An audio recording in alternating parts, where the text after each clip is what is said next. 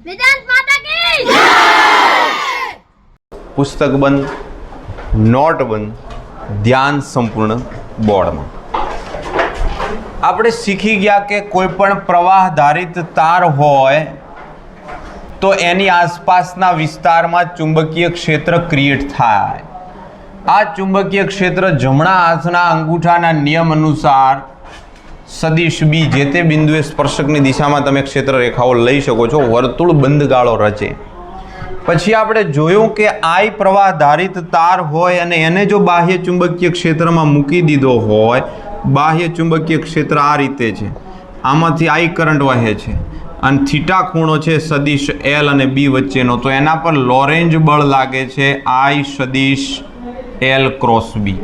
આના વડે ચુંબકીય ક્ષેત્ર μ0 I/2 પાઈ આર જેટલું ઉત્પન્ન થાય છે. આવું બળ લાગે છે. આ બધું આપણે ભણ્યા. ત્યારે જઈને વધારે વિચાર કરો વૈજ્ઞાનિકોએ કે ભાઈ આ એક તાર છે, આ તારમાંથી પ્રવાહ આમ વહેતો હોય અને ચુંબકીય ક્ષેત્ર આમ હોય, એના એ તારને જોડીને વાળીને આમ કરી દીધો હોય તો એમાંય ચુંબકીય ક્ષેત્ર તો આ જ દિશામાં છે, પણ એના જ તારની આ જગ્યાએ દિશા બદલાઈ ગઈ. તાર નથી બદલાણો, તારને ખાલી વાળી દીધો તો કરંટની દિશા બદલાઈ ગઈ. એનો અર્થ શું થયો કે લાગતા બળની દિશા બદલાઈ ગઈ. કેવી રીતે? જે દિશામાં પ્રવાહ હોય એ દિશામાં સદિશ એલ ગણી લો અને આ દિશામાં સદિશ બી છે, તો એલ ક્રોસ બી પ્રમાણે એલ ક્રોસ બી આંગળીઓ આમ ઘુમાવતા બળની દિશા, મારો અંગૂઠો અંદર જાય છે, આમ મને ફોર્સ અંદર લાગી રહ્યો છે, આ તાર પર ધક્કો અંદર લાગે છે અને અહીંયા એલ નીચે તરફ ગણવો તમારે, કારણ કે કરંટ નીચે જાય છે એટલે સદિશ એલ નીચે ગણાય. આઈ સદિશ એલ પ્રવાહખંડવાળી વાત છે. તો એલ ક્રોસ બી અંગૂઠો બહાર આવે છે, તો આમાં બળ આમ છે, ઓલિયામાં બળ આમ છે, એટલે આ તાર જે છે, આ તાર તો એનો જ છે, પણ એનો જે આ ભાગ છે એના પર બળ બહારની તરફ લાગે છે અને ઓલિયા પર અંદરની તરફ લાગે છે, એટલે તાર આમ રોટેટ થાય. પછીથી વિચાર્યું જો આને એક ધરી ઉપર બેહાડી દીધો હોય આ તારને, તો તાર આમ ફરવા માંડશે. આવું નવું વર્તુળ ગૂંચળું લઈ શકાય ને?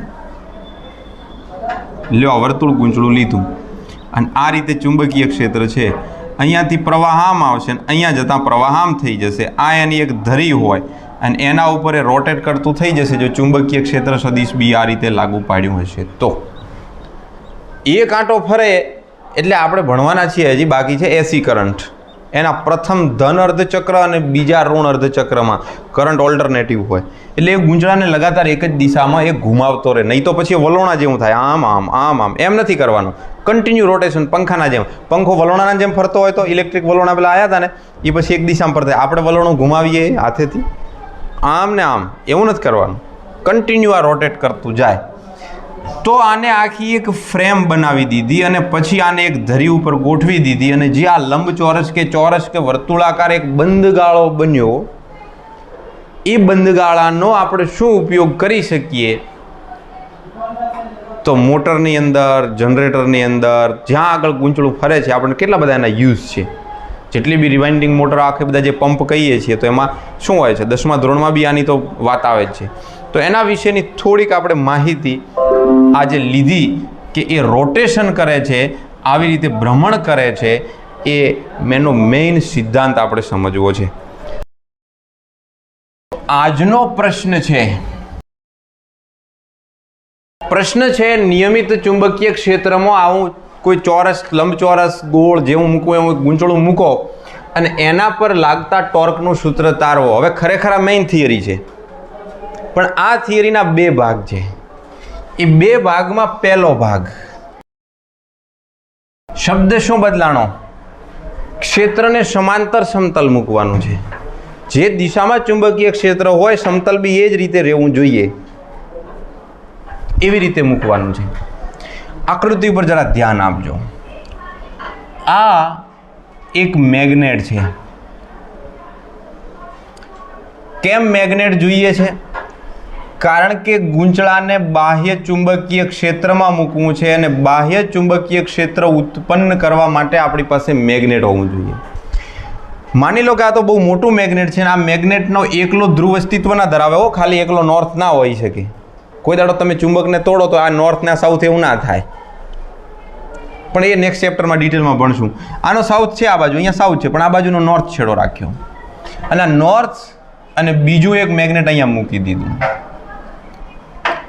આ મેગ્નેટનો આ તરફનો જે ભાગ છે એને આપણે સાઉથ તરીકે લઈ લીધો. તો આ રીતે બાહ્ય ચુંબકીય ક્ષેત્ર ક્રિએટ કરી નાખ્યું, નોર્થ ટુ સાઉથ. આ રીતે મેગ્નેટિક ફિલ્ડ આપણને લાગુ પડે છે. આમાં આપણે ગૂંચળું મૂકીએ. જો આ ગૂંચળું મૂક્યું, લંબચોરસ ગૂંચળું,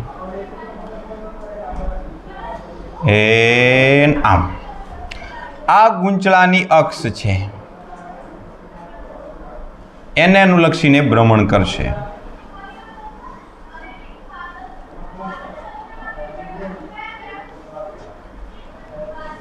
ગૂંચળાના છેડાઓ આપી દઈએ નામ ABCD. આ ગૂંચળાને અહીંયા આગળ બ્રશ લગાવેલા હોય છે, મોટા ભાગે કાર્બન બ્રશ હોય છે આવી રીતે આ ધરી ઉપર, અને એમને આપણે બેટરી સાથે જોડેલા હોય છે. આ ધન છેડો લઈ લો, આ ઋણ છેડો લઈ લો, જેથી એ સપ્લાય I જેટલો કરંટ લાગુ પાડે છે. તો આમાંથી I કરંટ ફ્લો થઈ રહ્યો છે આ રીતે ઘડિયાળના કાંટાની દિશામાં, અને પાછો આપણને I મળી ગયો. ચુંબકીય ક્ષેત્ર કઈ દિશામાં છે? આમ છે, આમ. તો આ જગ્યાએ અક્ષ ઉપર જો મેગ્નેટિક ફિલ્ડ બતાવીએ તો આ દિશામાં છે સદિશ B. એસે આ જે પ્રવાહ આધારિત ગૂંચળું હોય એનો પોતાનો ક્ષેત્રફળ સદિશ બતાવો. તો પ્રવાહની દિશામાં આંગળીઓ રાખો અને નીચે તરફ એનો ક્ષેત્રફળ સદિશ જશે, એટલે આ દિશામાં થશે સદિશ A. આ દિશામાં થશે સદિશ A. પછીથી એનું આપણે નામ બદલવાના છીએ, એ નથી રાખવાના હો. પણ હાલ હું કહું, મારી આ હથેળીનો ક્ષેત્રફળ સદિશ આમ હોય કે ના હોય? કાં તો આમ હોય, કાં તો આમ હોય. એટલે આપણે પ્રવાહની દિશામાં આંગળીઓ ઘુમાવીને નીચે તરફ રાખી છે, ઉપર બી રાખી શકાય. ટૂંકમાં A અને B વચ્ચેનો માને ક્ષેત્રફળ સદિશ અને ચુંબકીય ક્ષેત્ર વચ્ચેનો ખૂણો 90 ડિગ્રીનો છે, એટલે ક્ષેત્રફળ સદિશને લંબ રૂપે ચુંબકીય ક્ષેત્ર હોવું જોઈએ. મને ક્ષેત્રફળ ભાઈ ચુંબકીય ક્ષેત્ર અને ઓલું સમતલ છે એ સમાંતર છે, એકબીજાને પેરેલલ છે. આવી રીતે ગૂંચળું ગોઠવવાનું છે. આકૃતિ બરાબર સમજણ પડી ગઈ? હવે આકૃતિમાં થાય છે શું? ઓલું બળ લાગે છે જરા આપણે જોવું છે. ફિગર મુજબ લૂપનું સમતલ સદિશ B ને સમાંતર રહે તેમ ગોઠવ્યું છે, અને I જેટલો પ્રવાહ લાગુ પાડેલો છે બેટરીમાંથી. આ ચુંબકીય ક્ષેત્રને લીધે નામ સાંભળજો, AD અને BC. AD દેખાય તમને? ये वाला BC. આ AD અને BC પર કોઈ બળ લાગતું નથી. કેમ બળ નથી લાગતું? એમણે શું બગાડ્યું ભાઈ? તો કે ભાઈ આના માટે સદિશ L આમ અને ચુંબકીય ક્ષેત્ર આમ, અને આપણું સૂત્ર છે, સૂત્ર ના ભૂલશો, F = ILB sin θ. અચ્છા, પરસ્પર વિરુદ્ધમાં કેટલો ખૂણો થયો? 180 નો ખૂણો થયો, અને sin 180 0, એટલે કોઈ બળ લાગતું નથી. આના માટે 0 ડિગ્રીનો ખૂણો, sin 0 0, કોઈ બળ લાગતું નથી. તો હવે બે બાજુઓ વધી, AB અને CD.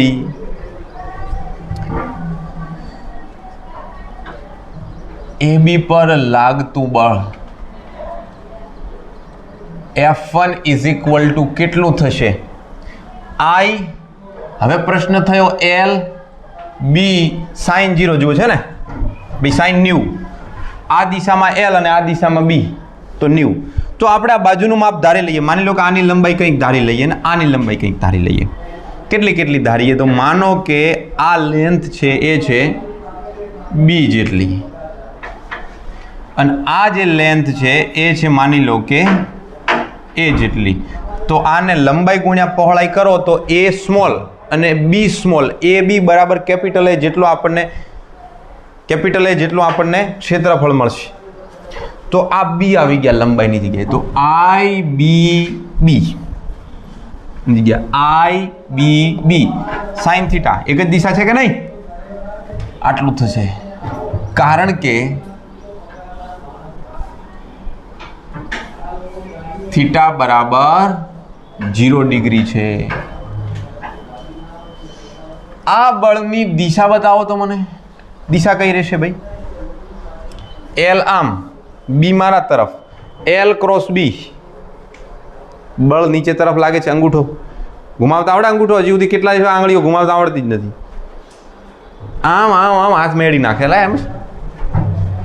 આ આઈની દિશામાં આંગળીઓ રાખવાની. આમે રાખી શકો છો. પછી ચુંબકીય ક્ષેત્રની દિશા એને ઘુમાવવાની છે. તો આ તો આ દિશામાં ઘૂમે છે. આપણે ઓલી દિશામાં ઘુમાવવા માટે હાથને આમ કરવો પડશે.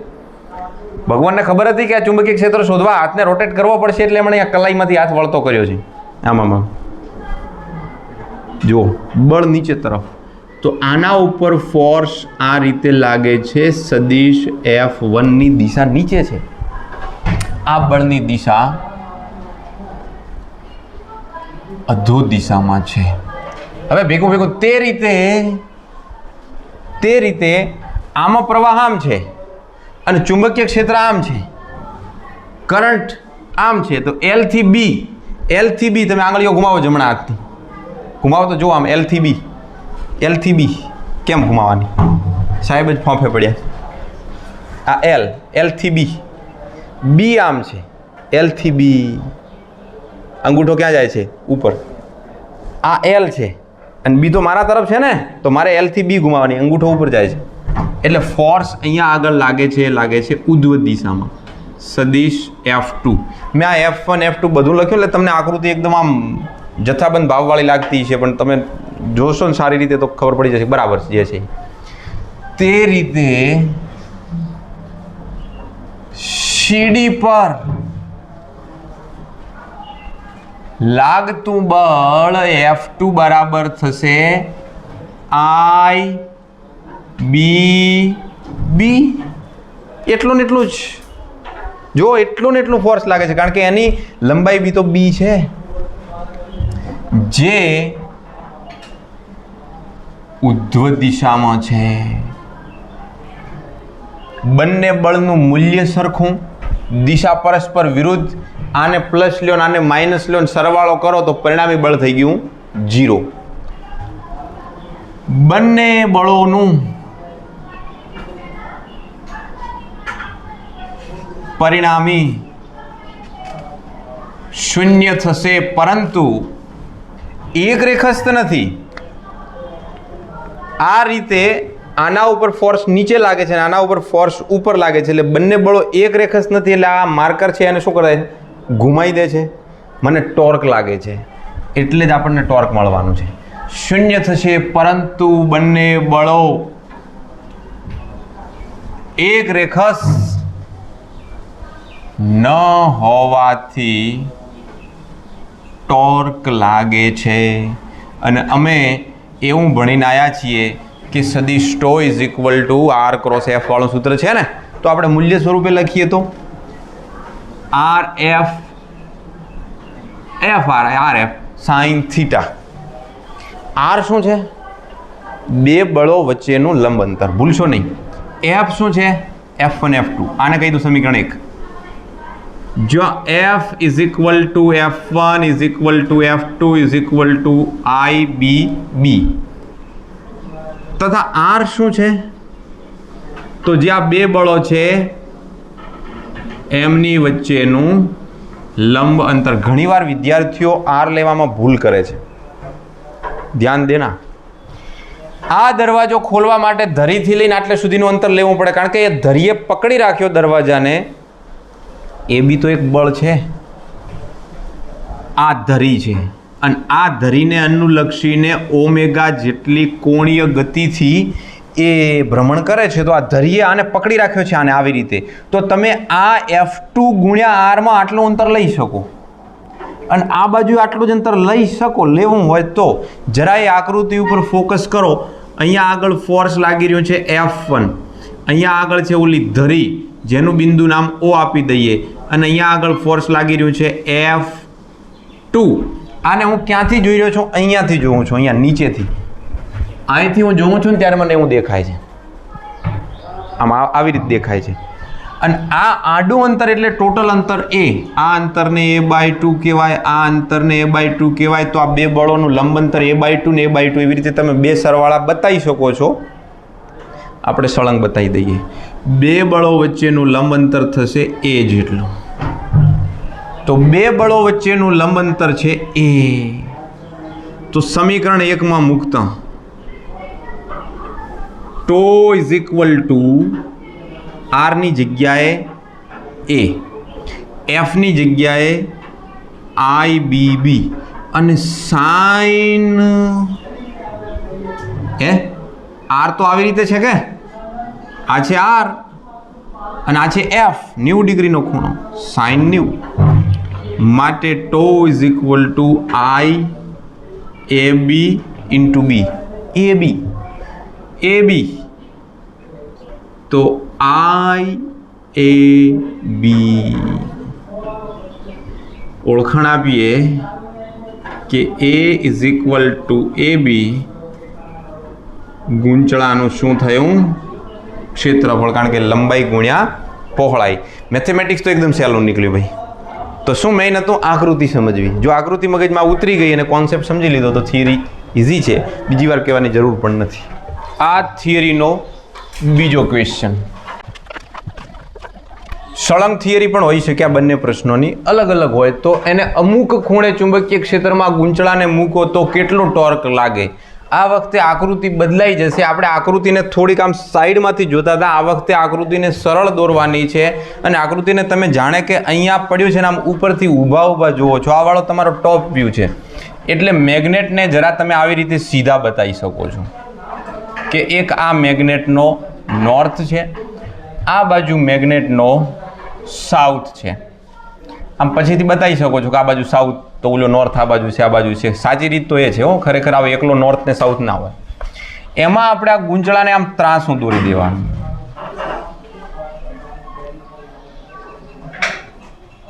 આ ત્રાસું ગુંચળું, ત્રાસું.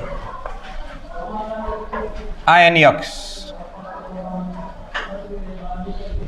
આ અક્ષને અનુલક્ષીને રોટેશન કરે છે. હવે ચુંબકીય ક્ષેત્ર સ્વાભાવિક છે કે આ દિશામાં જ રહેવાનું. સદિશ બી, નામ છે એનું ABCD. પણ આ વખતે ગુંચળું ત્રાસું છે, ત્રાસું આમ એસે. તો એનો ક્ષેત્રફળ સદિશ આ રીતે જશે, આમ નીચે નહીં આવે, થોડોક ત્રાસો જશે, જેનું નામ આપણે A રાખ્યું છે. હજી સુધી હું કહું છું કે એનું બીજું નામ આપવાના છીએ. કરંટ આ દિશામાં ફ્લો થઈ રહ્યો છે, જે દિશામાં હતો એ ગુંચળું ક્યાં બદલાણું છે? કરંટ બદલાય. બધું જે છે એમ જ છે, બાકી કાંઈ ફેર પડ્યો નથી, ખાલી ખૂણો બદલે, થોડુંક દોઢું કરીને મૂક્યું છે. આ ખૂણો માની લો કે છે થીટા. થોડુંક વર્ણન ફિગર મુજબ સદિશ બીમાં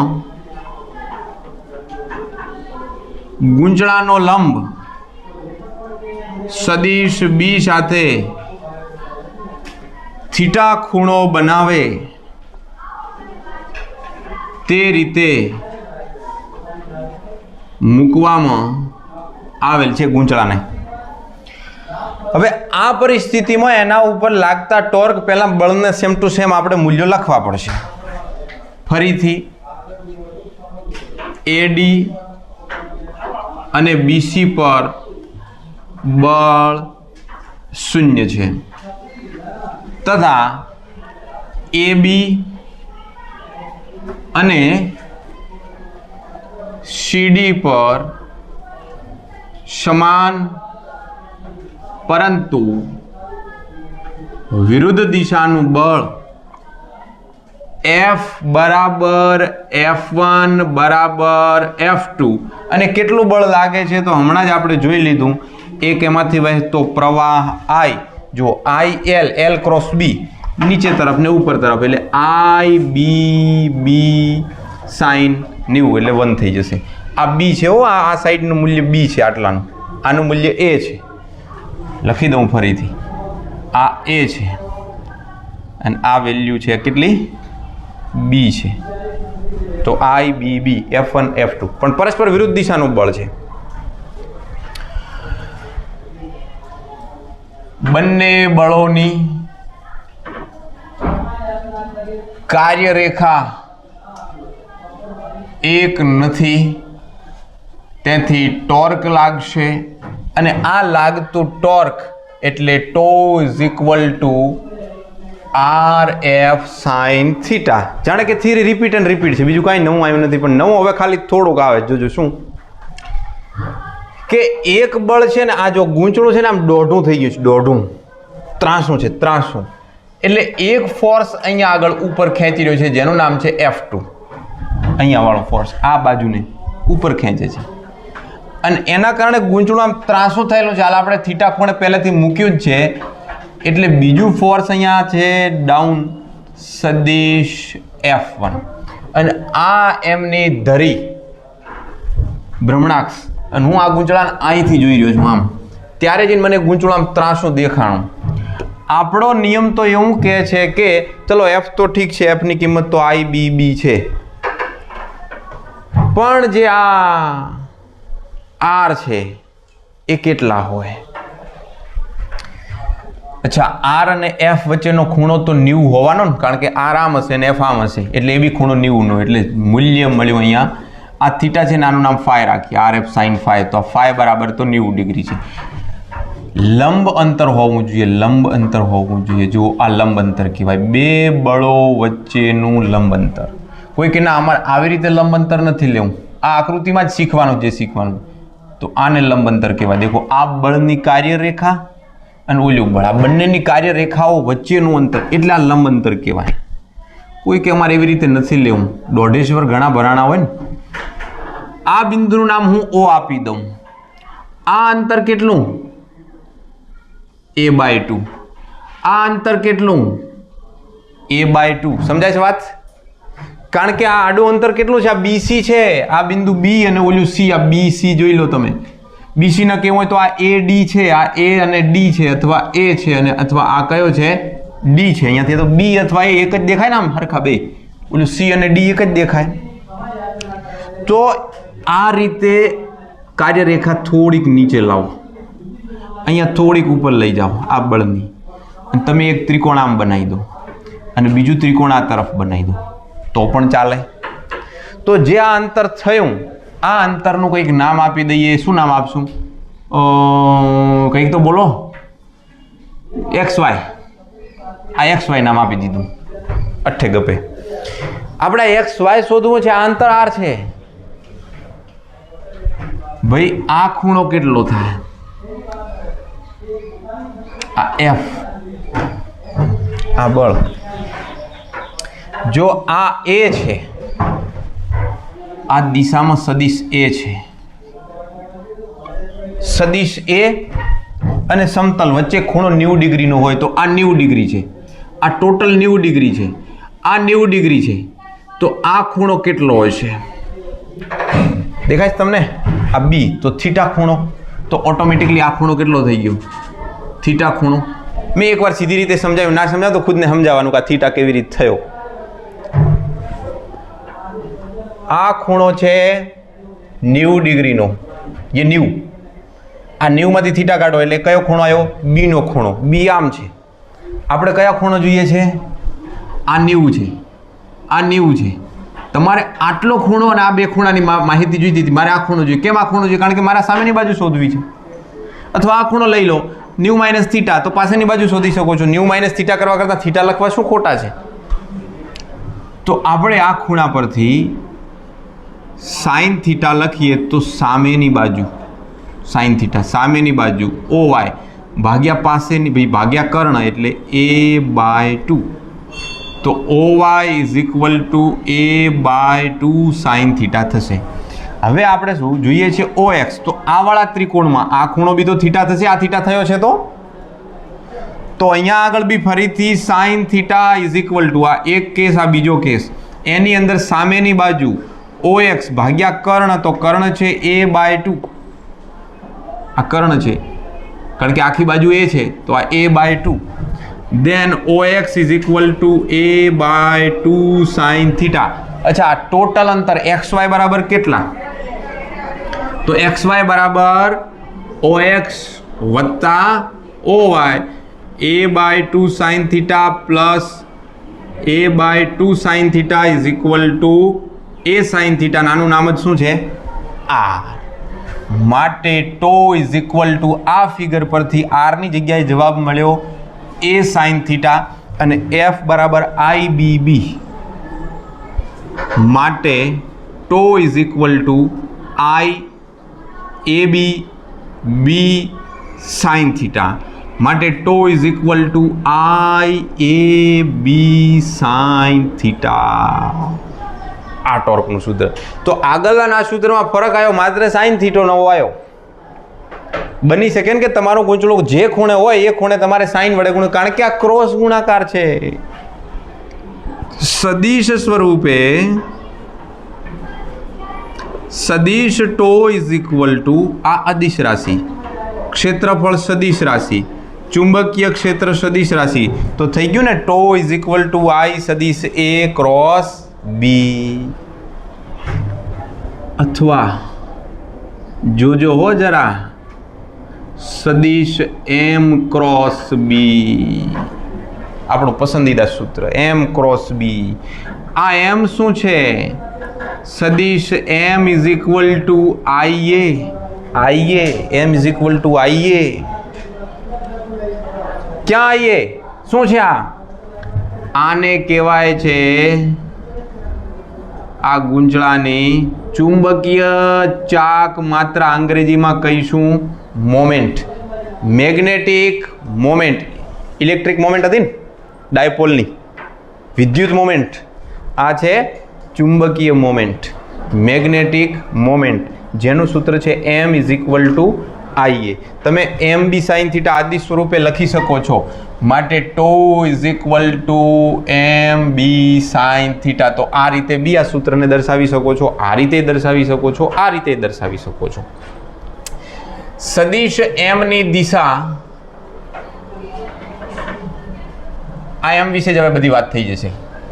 જમણા હાથના સ્ક્રૂના નિયમ પ્રમાણે જે દિશામાં પ્રવાહ વહેતો હોય એ દિશામાં તમારે સ્ક્રૂ ઘુમાવવાનો, તો ઓટોમેટિકલી એની દિશા મળી જશે. એટલે હું કહેતો તો આનું કંઈક બીજું નામ છે, આનું કંઈક બીજું નામ છે, એનું બીજું કોઈ નામ નથી. સદિશ એની દિશામાંનો જ એ ચુંબકીય મોમેન્ટનો ઘટક સદિશ M છે. ઘટક એટલે M જ છે, ઘટક નથી. તો એ સદિશ M છે. આ જાણકારી અલગ રાખીશું, અથવા તમે થિયરીના એડ કરી શકો છો. M ની દિશા ઉપરાંત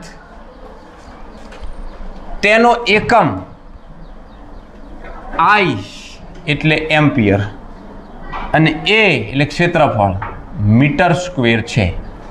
અચ્છા, પારિમાણિક સૂત્ર કેટલું હશે?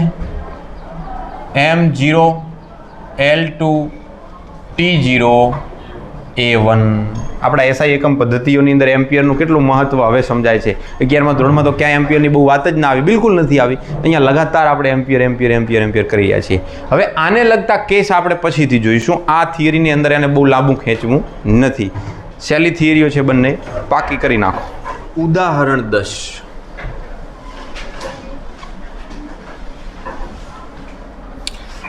પાસે વીંટેલા 100 આંટા, N બરાબર 100 નોંધ કરીએ.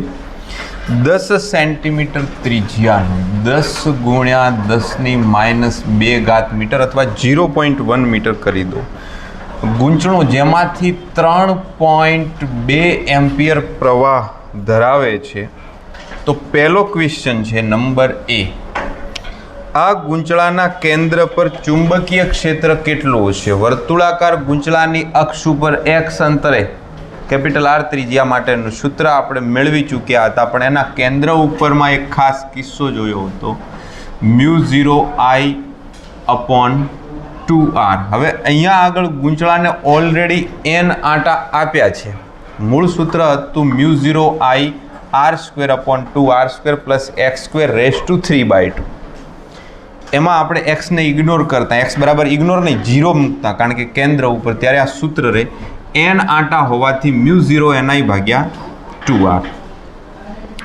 4π × 10⁻⁷ × 100 × 3.2/2. આ આર મોટો મેં મૂક્યો છે, તો આને હું મોટો આર કહી દઉં. 2 × 10⁻². શું જવાબ થાય છે મને કહો? હે 200.15 આટલા? હે 96. હા, એ તો આમે આને ઇગ્નોર જ કરીશું. આ ઉપર જાય એટલે વધે -5. આ 1 અને 2 કાઢી નાખો તો 2 × 10⁻³ ટેસ્લાનું ચુંબકીય ક્ષેત્ર મળે છે પહેલા કેસમાં. બીજો કેસ છે, એમાં પૂછ્યું છે કે ગુંચળાની ચુંબકીય મોમેન્ટ કેટલી. નંબર બી, ચુંબકીય મોમેન્ટને આપણે એમ વડે દર્શાવીએ છીએ, તો m = IA. સદિશ નહીં રાખવાના, આ તો મૂલ્ય જોઈએ છે. તો IA એ નથી તો એનું ક્ષેત્રફળ મેળવી લો. ગુંચળાનું ક્ષેત્રફળ થશે πr², 3.2 3.14 અને 10 × 10⁻²નો વર્ગ.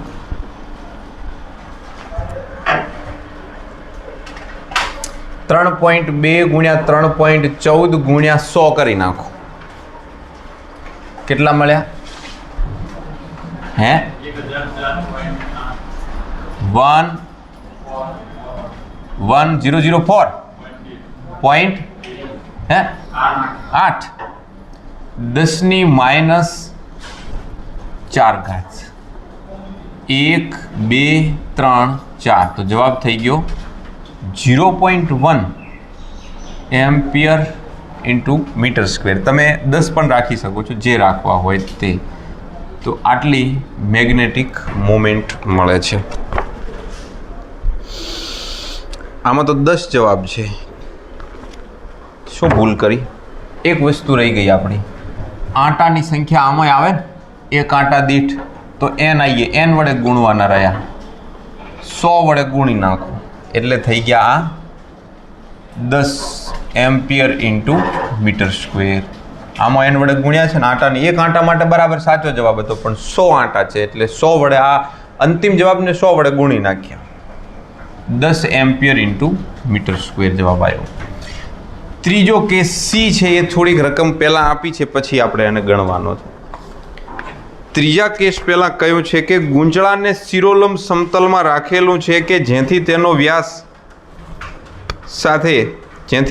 વ્યાસ સાથે એક રેખસ તેવી સમક્ષિતિજ અક્ષ પર મુક્ત રીતે ભ્રમણ કરી શકે. આ વખતે બાહ્ય ચુંબકીય ક્ષેત્ર 2 ટેસ્લા જેટલું આપ્યું છે.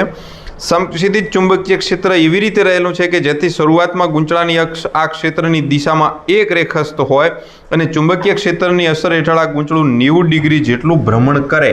એટલે ઇનિશિયલ એંગલ તમને 0 ડિગ્રી અને પછી θ2 બરાબર 90 ડિગ્રીનું ભ્રમણ કરાયું છે. તો સી કેસમાં કહ્યું છે પ્રારંભિક અને અંતિમ સ્થિતિઓમાં તેના પર લાગતા ટોર્કના મૂલ્ય કેટલા હશે? તો પ્રારંભમાં τ1 = હવે તો આપણને સૂત્ર ખબર છે, mb sin θ. m અને b ની કિંમત મૂક્યા વગર પહેલાં θ1 મૂકી દો એટલે sin 0 0. તો પ્રારંભિક ટોર્ક લાગતું નથી. અને અંતમાં કેટલું લાગશે? તો τ2 બરાબર mb sin θ2. માટે τ2 બરાબર m છે 10, b છે 2 અને sin θ2 sin 91 થાય એટલે જવાબ આવ્યો 20 ન્યૂટન ઇન્ટુ મીટર. ટોર્કનું સૂત્ર ભૂલી નથી ગયા ભાઈ, એકમ ન્યૂટન ઇન્ટુ મીટર. તો આ સી કેસ પતી ગયો. મજાનો જે કેસ છે એ છે ડી. શું લખે રહ્યો છે? તું શું લખે છે? ચમ લખે છે? નહીં લખવાનું. બીજો છેલ્લો કેસ છે કે જ્યારે ગૂંચળો 90 ડિગ્રીના ભ્રમણ પર પહોંચે ત્યારે તેની કોણીય ઝડપ કેટલી હશે? જડત્વની ચાક માત્રા I બરાબર, જો આ કરંટ નથી, આ કરંટ છે, આ જડત્વની ચાક માત્રા છે જે આપણને આપી છે 0.1 કિલોગ્રામ ઇન્ટુ મીટર વર્ગ. I is equal two mr².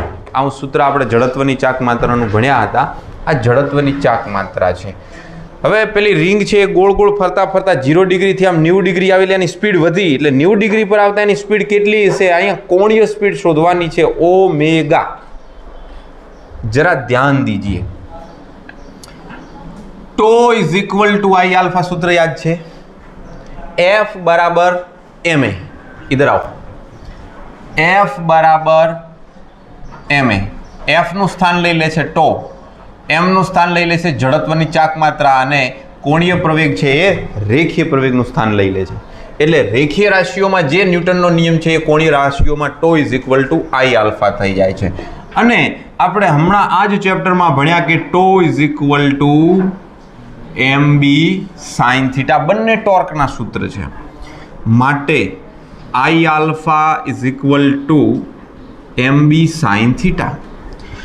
હવે આ I તો જડત્વની ચાક માત્રા છે, પણ આલ્ફાનો મતલબ થાય, અચ્છા v નો મતલબ થાય છે dx ભાગ્યા dt, અને a નો મતલબ થાય છે, લખતો રહું, v નો મતલબ થાય છે dx ભાગ્યા dt, અને પ્રવેગનો મતલબ થાય છે dv ભાગ્યા dt. શેમ અહીંયા આગળ આપણી પાસે કોણીય પ્રવેગ છે આલ્ફા, તો એનો મતલબ થશે d ઓમેગા ભાગ્યા dt, અને ઓમેગાનો મતલબ થશે d થીટા ભાગ્યા dt. અહીંયા 11th નું આ બેઝિક આપણને કામ લાગશે, એટલે આલ્ફાની કિંમત મૂકી દઈએ d ઓમેગા ભાગ્યા dt is equal to mb sine theta. આ I m ના એમ રાખો, અથવા એને અહીંયાથી હટાવીને ઓલી બાજુ નાખો, પણ જે આ પદ d ઓમેગા ભાગ્યા કાંઈ નહીં અને dt ના અંશમાં કાંઈ નહીં, આવું કર્યું. કેમ આવું કર્યું? કારણ કે આપણે કંઈક અલગ પદ જોઈએ છે. ભાગાકારમાં I આવી ગયા ઇન્ટુ સાઇન થીટા. આ પદમાં હું છેદમાં d થીટા મૂકું અને અહીંયા અંશમાં d થીટા મૂકું, તો આનો મતલબ શું થાય? d થીટા ભાગ્યા dt એટલે ઓમેગા. તો d ઓમેગા ભાગ્યા d theta into omega mb ભાગ્યા I ઇન્ટુ સાઇન થીટા. હવે કંઈક ઠીક લાગે છે. ઓમેગા માટે અહીંયા કારક છે d ઓમેગા, જેથી કરીને સંકલન કરવું હોય તો કરી શકાય. અને ઇઝ ઇક્વલ ટુ m અચળ છે, b અચળ છે, I અચળ છે, પણ સાઇનનું સંકલન કરવા માટે એની પાછળ ઓટોમેટિકલી આપણે લઈ લીધા d થીટા. તો એક મસ્ત પદ બની ગયું. આ સમીકરણનું તમે સંકલન કરો. થીટા બરાબર 0 ડિગ્રીએ પ્રારંભિક વેગ 0 લઈ લઈએ, ઓમેગા I, એન્ડ થીટા બરાબર 90 ડિગ્રી હોય ત્યારે ઓમેગા ફાઇનલ છે એને ઓમેગા કહી દઈએ. આ લિમિટ માટે સંકલન લેત, આવી લિમિટ માટે. તો સંકલનમાં omega into D omega, omega I થી omega f is equal to mb ભાગ્યા I sine theta into theta, theta I થી થીટા f. આનું નામ થીટા 1 છે ને આનું નામ થીટા 2 છે, તો થીટા 1 યા થીટા 2 એવું નામ બી રાખી શકું છું, થીટા 1 અને થીટા 2. તો ઓમેગા f ઓમેગા છે, ઓમેગા I 0 છે, ઓમેગા ઇન્ટુ ડી ઓમેગા. આ બાજુ mb ભાગ્યા I અચળ, સંકલનમાં વધ્યા sine theta into D theta, 0 થી 90 ડિગ્રી. ઓમેગાનું સંકલન થયા ઘાતમાં વધારો ભાગ્યા ઘાત omega square by 2. x into dx હોય તો x સ્ક્વેર બાય 2 થાય. t ઇન્ટુ dt હોય તો t સ્ક્વેર બાય 2 થાય. ઘાતમાં એકનો વધારો ભાગ્યા ઘાત આ સંકલનનો નિયમ છે. બરાબર. અહીંયા લિમિટ મૂકવાની કોઈ આવશ્યકતા નથી કારણ કે 0 ને ઓમેગા છે એટલે સેમ આન્સર હશે, છતાં મૂકીએ. mb ભાગ્યા i સાઇન નું શું થાય? માઇનસ કોસ 0 થી 90. યાદ રાખવાની ટેકનિક યાદ છે? કોસ નું સંકલન સાઇન તો સાઇન નું કોસ, સવિકા સાઇન નું વિકલન કોસ નું માઇનસ સાઇન તો માઇનસ કોસ થાય. માટે ઓમેગા સ્ક્વેર બાય 2 એક વખત ઉપરની લિમિટ ઓમેગાની જગ્યાએ ઓમેગા અને નીચેની લિમિટ 0 એટલે માઇનસ થઈ ગયા. 0 ઇઝ ઇક્વલ ટુ mb ભાગ્યા i. જો આ માઇનસ છે, માઇનસ કોસ ઉપરની limit 90 minus minus plus cos 0. માટે omega square by 2 is equal to mb ભાગ્યા i cos 90 0 અને cos 0 1. તો આ 2 નથી હો, i છે, ભૂલથી 2 લખાઈ ગયા છે. માટે omega square is equal to mb ભાગ્યા i માં બગડો ત્યાં ગયો, વર્ગ દૂર કર્યો એટલે થઈ ગયું વર્ગમૂળ. અચ્છા, આમાં કિંમતો મુકાવો. ચલો 2 ગુણ્યા m કેટલા મળ્યા છે? 10. b કેટલા આપેલા છે? 2 ટેસ્લા. અને જડત્વની ચાક માત્રા કેટલી છે? તો કે 0.1. માટે 10 ગુણ્યા 2 20 ગુણ્યા 2 40.1 400 નું વર્ગમૂળ 20 રેડિયન ઇન્ટુ સેકન્ડ ઇનવર્સ લખી નાખો. ઉદાહરણ 11 તમે પુસ્તકમાં ધ્યાન રાખશો. વિદ્યુત પ્રવાહ ધારી એક વર્તુળાકાર ગૂંચળું લીસા સમક્ષિતિજ સમતલ પર રહેલું છે એવું કોઈ નિયમિત ચુંબકીય ક્ષેત્ર ઉત્પન્ન કરી શકાય જેથી ગૂંચળું શિરોલંબ અક્ષને અનુલક્ષીને ભ્રમણ કરવા લાગે. ગૂંચળું સુદર્શન ચક્રના જેમ ભ્રમણ ના કરે કોઈ દાડો. તમે રૂપિયાના સિક્કા આમ ઘુમાવો ને તો એ ભ્રમણ કરે. ગૂંચળું એમને એમ તો ક્યાંથી ટેબલ ઉપર પડ્યું ભ્રમણ કરવા માટે. આ રીતે પડ્યું છે ગૂંચળું આમ. આ ટેબલ છે, આ ટેબલ ઉપર ગૂંચળું કેવી રીતે ભ્રમણ કરે? સુદર્શન ચક્રના જેમ આમ ભ્રમણ કરે ના. ગૂંચળું તો હંમેશા માની લો કે આ રીતે ગૂંચળું છે વર્તુળાકાર જે બી હોય તો આ રીતે રોટેશન કરશે એમ, અથવા ઊભું હોય તો એ રીતે તો ના કરી શકે કારણ કે એના માટે એનો સમતલ પેલી રીતે હોય. વિદ્યુત દ્વારા આધારિત વર્તુળાકાર ગૂંચળું બાહ્ય નિયમિત ચુંબકીય ક્ષેત્રમાં રહેલું છે. જો ગૂંચળું મુક્ત ભ્રમણ કરી શકે એવું હોય તો સ્થાયી સંતુલનમાં તે કઈ દિશામાં ગોઠવાયેલું હશે? દર્શાવો કે આ ગોઠવણીમાં કુલ ક્ષેત્ર એટલે કે બાહ્ય ક્ષેત્ર અને ગૂંચળા વડે ઉદ્ભવતું ક્ષેત્રનું ફ્લક્સ મહત્તમ છે. એક તો આપણને ફ્લક્સ શું એ હજી ખબર નથી. પહેલા ચેપ્ટરમાં આવી ગયું ફ્લક્સ ફાઈ બરાબર BE તો અહીંયા આવશે BA ફાઈ બરાબર BA ફૈબા. તો આજે ફાઈ બરાબર BA છે. મેક્સિમમ ક્ષેત્ર રેખાઓ એની અંદરથી પસાર થાય એવી આ ઈચ્છા ધરાવે કોઈ પણ ગૂંચળું. તો જે ક્ષેત્રફળ સદિશ છે એ બાહ્ય ક્ષેત્રની દિશામાં ગોઠવાઈ જાય. બંને વચ્ચેનો ખૂણો કેવો થઈ જાય? 0. ફાઈ બરાબર BA cos થીટા એવું સૂત્ર આવશે અને એમાં BA cos 0 થાય એટલે મેક્સિમમ ફ્લક્સ મેક્સિમમ ક્ષેત્ર રેખાઓ પસાર થાય એટલે એની દિશામાં ગોઠવાશે. ત્રીજો પ્રશ્ન છે અનિયમિત આકાર ધરાવતો વિદ્યુત પ્રવાહ આધારિત ગૂંચળું બાહ્ય નિયમિત ચુંબકીય ક્ષેત્રમાં રહેલું છે. જો તાર નરમ હોય તો શા માટે તે વર્તુળાકાર ધારણ કરશે? વળી પાછું એની જ વાત ફ્લક્સની ફાઈ બરાબર BA. આ ફાઈ બરાબર BA આવનારા ચેપ્ટરમાં આપણે ભણવાના છીએ. ખરેખર સૂત્ર છે સદિશ B.A એટલે ફાઈ બરાબર BA cos થીટા. હવે તમે ગૂંચળું લીધું છે પણ આવું છે, વર્તુળ નથી, છે ગૂંચળું પણ આકાર બરાબર નથી અને આ નરમ તાર છે. તો જ્યારે ચુંબકીય ક્ષેત્રમાં મૂકશો ને ત્યારે એ વધારેમાં વધારે ક્ષેત્ર રેખાઓ ચુંબકીય ક્ષેત્ર રેખાઓ એમાંથી પસાર કરાવવાનો પ્રયત્ન કરે. વધારેમાં વધારે ક્ષેત્ર રેખાઓ પસાર થાય એના માટે આનો આકાર સારામાં સારો કયો આઈડિયલ? તો કે વર્તુળાકાર. એટલે આ વર્તુળ બની જશે, એકદમ રાઉન્ડ શેપમાં આવી જશે. Round shape. સ્વાધ્યાય ઉપર ધ્યાન આપો. સ્વાધ્યાય પ્રશ્ન નંબર 9. 10 સેન્ટીમીટર બાજુવાળા એક ચોરસ ગૂંચળાને 20 આંટા છે તો ક્ષેત્રફળ થઈ ગયું 10 સેન્ટીમીટર બાય 10 સેન્ટીમીટર. 1 સેન્ટીમીટર એટલે 10⁻2 ઘાત. 1 સેન્ટીમીટર એટલે 10⁻2 ઘાત. આ તો 10⁻2 -2 એટલે -4 ને 10 × 10 એટલે 100. 100 × 10⁻4 ઘાત. તમે આને 1 × 10⁻2 ઘાત મીટર વર્ગ કહી શકો છો. આવું એક ગૂંચળું છે, એને 20 આંટા છે, n બરાબર 20 આંટા છે. તેમાંથી I બરાબર 12 એમ્પિયર પ્રવાહ પસાર થાય છે. આ ગૂંચળું શિરોલંબ લટકાવેલ છે અને ગૂંચળાના સમતલનો લંબ 0.80 ટેસ્લા મૂલ્યના સમક્ષિતિજ નિયમિત ચુંબકીય ક્ષેત્ર સાથે થીટા 30 ડિગ્રીનો બનાવે છે. તો ગૂંચળો કેટલા મૂલ્યનું ટોર્ક અનુભવશે? ટો શોધવાના છે. બિલકુલ ઇઝી.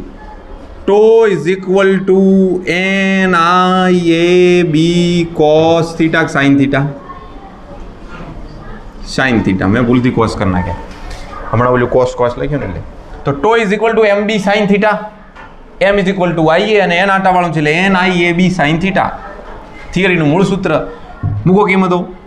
20 12 10⁻2 0.8 80 લખો અને sign 30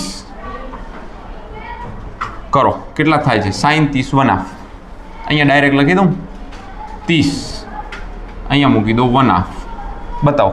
toe is equal to 96 newton into metre. ઘાત રહી ગઈ, ઘાત છે 10⁻2 ઘાત ન્યૂટન ઇન્ટુ મીટર. 0.96 બી કહી શકો છો. સ્વાધ્યાય 13 એના બે વિભાગ A અને B આપ્યા છે. B બરાબર 1 ટેસ્લા જેટલા નિયમિત ચુંબકીય ક્ષેત્રમાં 8 સેન્ટીમીટર ત્રિજ્યા અને 30 આંટા ધરાવતું વર્તુળાકાર ગૂંચળું લટકાવેલ છે, જેમાંથી 6 એમ્પિયર પ્રવાહ પસાર થાય છે. ક્ષેત્રરેખાઓ ગૂંચળાના લંબ સાથે 60 ડિગ્રીનો કોણ બનાવે છે. ગૂંચળાનું આવર્તન ન થાય તે માટે વિરુદ્ધ દિશાનું ટોર્ક કેટલું? એક વાત ધ્યાનમાં રાખવા જેવી છે કે આ 60 ડિગ્રી કોની વચ્ચે આપ્યા છે. આ તો બહુ સરળ પ્રશ્ન છે કે ગૂંચળું છે એ ચુંબકીય ક્ષેત્ર આ દિશામાં છે માની લો કે, તો પેલો એનો જે ક્ષેત્રફળ સદિશ છે એ આની સાથે 60 ડિગ્રીનો ખૂણો બનાવે છે. આ મગજમાં રહેવું જોઈએ. તો આપણે શોધવાનું છે ટોર્ક. હમણાં જ જે શોધ્યું એ રીતે. Tau is equal to NIAB sine 60. N is equal to, હવે અહીંયા A નથી, R આપ્યા છે, તો એકવાર થીટા લખીને પદ રાખીએ. NI πr² B sine 60. હવે કિંમતો મૂકી દો. 30 × 6 × 3.14 R 8 ડાયરેક્ટ કરું 3.14 R 8નો વર્ગ 64. ખબર પડી જશે. 10⁻4 ઘાત B 1 સાઇન 60 √3/2. √3/2 ની ડાયરેક્ટ કિંમત ખબર હોય તો કરી દેવાની. મે બી 0.86 કેટલા થાય છે? √3/2. બતાવો.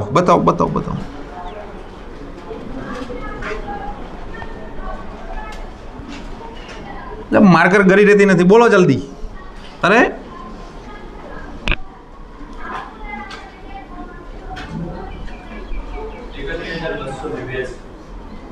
31,289 ચાલશે. હવે ઓલરેડી આટલી બધી મોટી ઘાત છે નહીં, માઇનસ છે. 1 2 3 4 3.13 ન્યૂટન ઇન્ટુ મીટર. બીજો પ્રશ્ન બી, એના ઉપર રકમમાં ધ્યાન આપો. જો આ પહેલા વિભાગ એમાં દર્શાવેલ ગૂંચળાની જગ્યાએ અનિયમિત આકારનું બીજું કોઈ સમતલ ગૂંચળું રાખવામાં આવે, અનિયમિત આકારનું, જેનું ક્ષેત્રફળ ન બદલાય, આટલું જ હોય, બાકીની કોઈ વિગતમાં ફેરફાર નથી કર્યો તો શું તમારો જવાબ બદલાશે? લખવાનું ના. ગૂંચળાનો આકાર બદલાતો tau is equal to NIAB sin theta સૂત્ર બદલાતું નથી, કારણ કે એ ગૂંચળાના આકાર પર આધારિત નથી, તો જવાબ બદલાતો નથી. આથી જવાબ બદલાશે નહીં. પ્રશ્ન છે સરખામણી કરો. વિદ્યુત પ્રવાહ આધારિત ગૂંચળાની ચુંબકીય મોમેન્ટ દર્શાવી મેગ્નેટિક મોમેન્ટ એમ દર્શાવો એનું કોઈ સૂત્ર એવું, અને એની વિદ્યુત રાશિઓ એટલે વિદ્યુત ડાયપોલ મોમેન્ટ સાથેની સરખામણી કરો. આપણે ભણી ગયા છીએ, ખાસ ધ્યાન હો, R ત્રિજ્યાના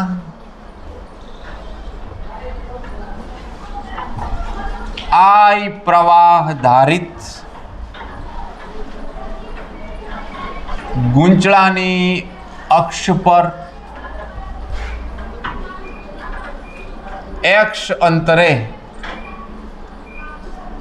ચુંબકીય ક્ષેત્ર B બરાબર સૂત્ર યાદ છે μ0I r² / 2 x² + r² / 3/2 આ સૂત્ર છે. કઈ એક્સ અક્ષ ઉપર એ એક્સ અંતર વધારે લાંબુ હોય તો એના મુકાબલે આ આર ને ઇગ્નોર કરી શકો તમે. કોને? એક્સ ના મુકાબલે.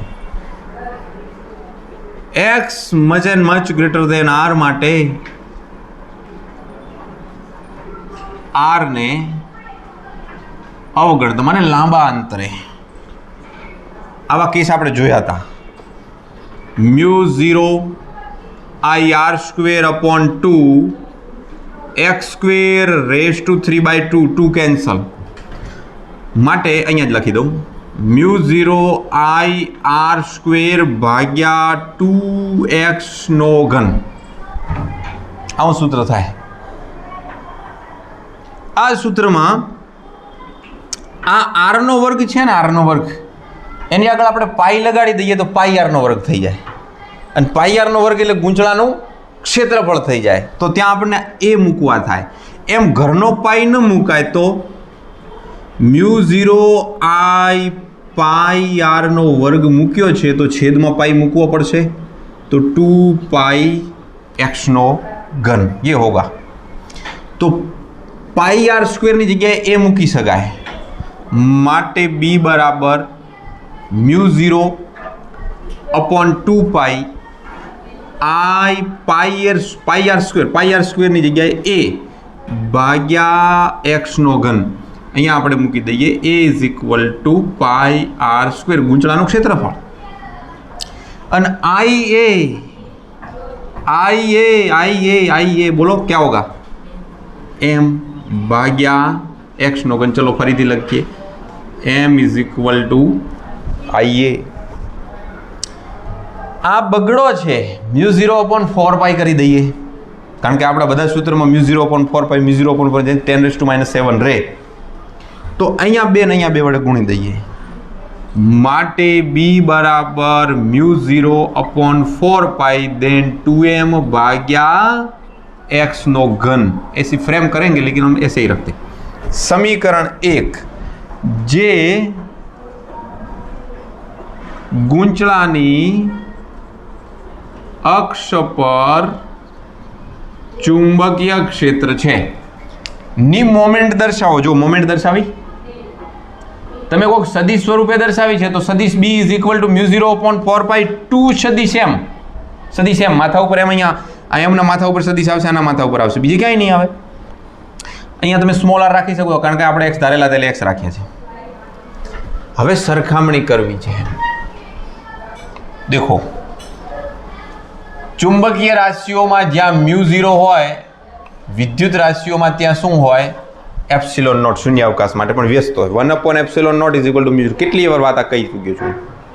એટલે જ્યાં તમને μ0 દેખાય ત્યાં 1/ε0 મૂકવાના. બીજું, જ્યાં આગળ તમને m દેખાય, આ મોમેન્ટ છે ને, ત્યાં આગળ તમારે શું મૂકવા પડશે? p. કારણ કે મેગ્નેટિક મોમેન્ટ m તો ઇલેક્ટ્રિક મોમેન્ટ p. બે મોમેન્ટ છે કે?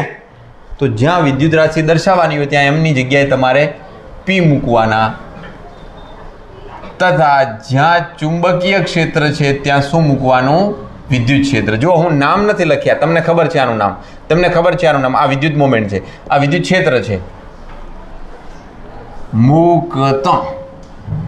મૂકીએ લો હાડો. અને હું આ અદિશ સ્વરૂપે લખું છું, સદિશ સ્વરૂપે આના ઉપર તીર બોલતો જાઉં છું. ખબર પડે તમને હું શું કહું છું? તો μ0 ની જગ્યાએ ε0, તો 4π તો બિચારા છેદમાં હતા જ, એમને હલાયા જ નથી. આપણે μ0 ની જગ્યાએ પણ 4πε0 2m 2p ભાગ્યા x નો ઘન. જાણીતું સૂત્ર આવી ગયું ને? E બરાબર 1/4πε0 2p ભાગ્યા x નો ઘન. और कोई के नहीं, ऐसे नहीं लिखेंगे तो k લખો. 2kp ભાગ્યા x નો ઘન. સમીકરણ 2. જે શેનું છે? વિદ્યુત ડાયપોલની અક્ષ પરનું વિદ્યુત ક્ષેત્ર છે. બોલો કેવું રિલેશન મેથેમેટિક્સમાં? આના ઉપરથી સીધું એ સૂત્ર મળી જાય છે. વાહ વાહ વાહ વાહ પ્રભુ વાહ. આને જો સદિશ સ્વરૂપે દર્શાવ્યું હોય તો અહીંયા એમ હોય, તો આને સદિશ સ્વરૂપે દર્શાવ્યું હોય તો અહીંયા માથા ઉપર આને પી ઉપર હોય. તમે જાણો છો કે વિદ્યુત ડાયપોલના લંબ દ્વિભાજક પર, માને નહીં વિષુવરેખા પર વિદ્યુત ક્ષેત્ર કેટલું હોય? તો કે E બરાબર -kp ભાગ્યા, આપણે r ધારેલા હતા ત્યાં, પણ અહીંયા x છે એટલે x નો ઘન. ખાલી બગડો નતો. અથવા આ સૂત્રને આમ બી લખી શકાય, -1/4πε0 p ભાગ્યા x નો ઘન. તો સમીકરણ 3 મૂલ્ય સ્વરૂપે છે, માઇનસ નહીં લખો તો ચાલશે, પણ આપણે લખ્યું છે. जिसको गिरना ही है उनको कौन बचा सकता है. તો ફરીથી આપણે આનું રિવર્સ કરો. જ્યાં 1/ε0 છે ત્યાં આગળ μ0, જ્યાં p છે ત્યાં આગળ m, અને જ્યાં e છે ત્યાં આગળ b મૂકતા આપણે અનુમાન કર્યું. શું અનુમાન કર્યું છે? કે ચુંબકીય ક્ષેત્રમાં અક્ષ ઉપર ચુંબકીય ક્ષેત્ર આટલું હોય તો પેલા વર્તુળાકારના લંબ દ્વિભાજક ઉપર ચુંબકીય ક્ષેત્ર કેટલું છે આપણે શોધ્યું નથી, પણ અનુમાન કરીને મેળવી લઈએ. b બરાબર μ0/4π. જુઓ 4π છેદમાં છે 1/ε એટલે μ0 આગળ આયા માઇનસ, p ની જગ્યાએ p ની જગ્યાએ m અને ભાગ્યા x નો ઘન. તો આ મળી ગયું સમીકરણ 4, જે પેલા ગૂંચળાના લંબ દ્વિભાજક પરનું ચુંબકીય ક્ષેત્ર છે. આઈ હોપ કે તમને સીધી રીતે ખબર પડી ગઈ હશે.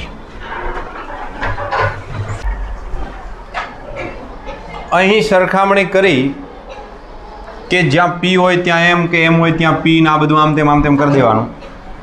છતાં બંને વચ્ચે એક ભેદ છે. આપણે જાણીએ છીએ કે +q અને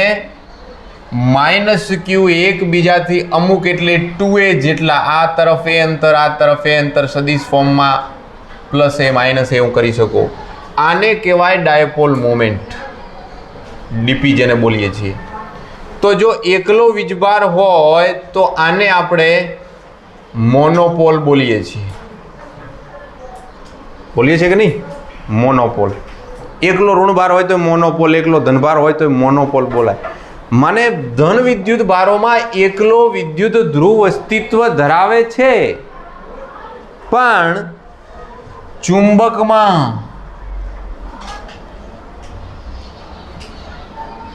એકાકી ધ્રુવનું અસ્તિત્વ નથી એવું હાલ કહીએ છીએ, કારણ કે હજી સુધી સંશોધનો કરતાં આપણને એકલો ધ્રુવ મળી શક્યો નથી. સાદું ચુંબક જોઈ લો, મેગ્નેટ છે, માની લો કે આ 12 મેગ્નેટ છે, ગજીયો ચુંબક, north pole and south pole, અને કાપી નાખ્યો, બે ટુકડા કર્યા એટલે એક ટુકડો આમ થયો ને એક ટુકડો આમ થયો. એમના એવી રીતે એમનું પોલેરાઇઝેશન થાય છે કે જેના કારણે આ બે ટુકડાઓમાંથી આપણને થોડીક ઇન્ટેન્સિટી ઘટી જશે, પણ આ પ્રકારનો બે ભાગમાં વહેંચાયેલો નાના બે ચુંબકો મળશે, નોર્થ સાઉથ વાળા. વળી તમે આના ટુકડા કરશો તો એનાય નોર્થ સાઉથ. આવડી નાની ટુકડી કરી નાખશો તો એનાય નોર્થ સાઉથ. ગમે એટલા ટુકડા કરો, આઈને કે 100 ટુકડે કરકે हमने देखे, एक में भी तन्हा थे 100 में भी अकेले हैं. વાહ વાહ વાહ વાહ, હિન્દી ફિલ્મનું ભજન છે. સાઉથ અને નોર્થ થયા કરશે. કોઈ દાડો એકલો ધ્રુવ અસ્તિત્વ ધરાવતો નથી મેગ્નેટમાં. થયું કે ઇલેક્ટ્રોન, પ્રોટોન આ બધાને એમના ઇલેક્ટ્રોન પોતાનું ધરી ભ્રમણ કરે છે ને પૃથ્વીના જેમ જ, અને પછી આજુબાજુ ફરે છે. તો એના આધારે, એની સ્પિનના આધારે એ મેગ્નેટ ક્રિએટ કરે છે, મેગ્નેટિક ફિલ્ડ ક્રિએટ કરે છે. તો એવી રીતે પણ હજી સંશોધનો ચાલે છે. કોઈ ફૂલ એન્ડ ફાઇનલ કહી શક્યું નથી કે ચુંબકના એકાકી ધ્રુવનું અસ્તિત્વ હોય, ચાહે ઇલેક્ટ્રિક ચુંબક હોય કે ચાહે સાદું મેગ્નેટ હોય. કૃષ્ણ કનૈયા લાલ કી જય.